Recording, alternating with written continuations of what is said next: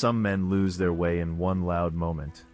Others lose it slowly, in silence. This is the story of a man who kept walking, even when he no longer knew why. His name was Jiro. Once, he had been a samurai, not a famous one, not a man people wrote stories about, just a man who stood where he was told to stand and did what he was told to do. He believed duty was enough. He believed if he stayed loyal, life would stay steady. He had a small house near his lord's land. The floor was always clean. The kettle was always warm. His sword had been in his family longer than he could remember. Then the war came. It did not come with songs or pride. It came with smoke, with fire, with screams that did not care who was right and who was wrong. When it ended, his lord was gone, his home was gone, and his sword was traded for a few days of food. After that, Jiro walked. He walked through villages that did not know him, along roads that all began to look the same. He stopped asking where he was going, because he no longer had an answer. One morning, he reached a small village near the hills. The wind there was cold, even in early spring. He bowed to the village head and asked for work. Not for shelter, not for kindness, just work. The old man studied him for a long moment, then pointed toward the river path. It breaks every year, he said. Stones fall, people get hurt. Jiro bowed, and he went to the river.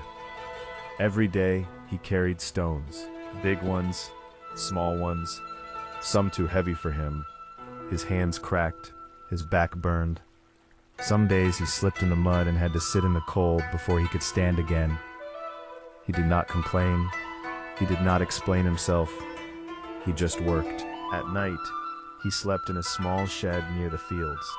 The roof leaked, the floor was hard. He told himself he had not earned comfort yet. Some villagers watched him.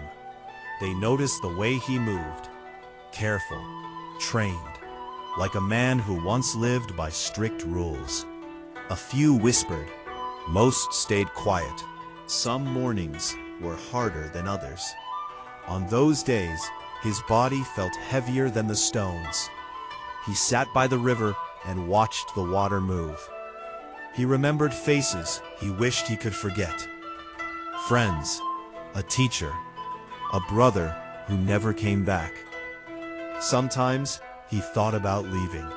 Once, he tried to lift a stone that was too large. It slipped and fell back into the mud. He stood there for a long time, staring at it. His hands were shaking.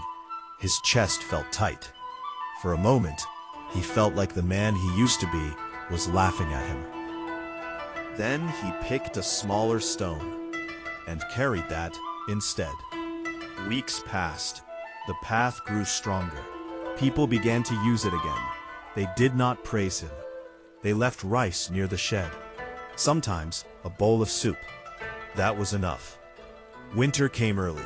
The river grew loud and wild. One night, heavy rain broke part of the path again. Jiro went out before sunrise.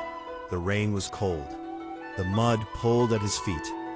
He worked alone for a long time. His hands were numb. His body felt empty. At one point, he dropped a stone and did not pick it up right away. He stood there in the rain, breathing hard. For the first time in months, he felt the old weight return. The weight of everything he had lost. The weight of being no one. The weight of wondering if any of this meant anything at all. He could stop. No one was watching. Then he saw someone coming down the path. Then another. A farmer. A young man. The village head. No one said much. They just started placing stones beside him. Jiro picked up the fallen stone and kept working. By the time the sky began to lighten, the path was standing again. Spring returned. The fields turned green. The shed still leaked. One morning, Jiro fixed it with old wood and bent nails. It was not perfect, but it kept the rain out. One day the village head brought him a small bundle. Inside was a simple blade, not fine, not special, just clean. "For your work," the old man said. Jiro bowed. He thanked him. He did not wear the blade. He placed it in the shed. That evening he sat by the river and watched the water move. Slow, patient, always forward. He thought about who he had been. He thought about who he was now. The space between them felt smaller. He had not returned to glory. He had not become important. No one would remember his name. But the path was strong.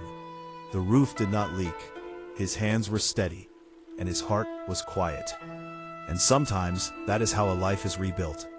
Not with noise, not with praise, but with small, honest steps, taken again and again.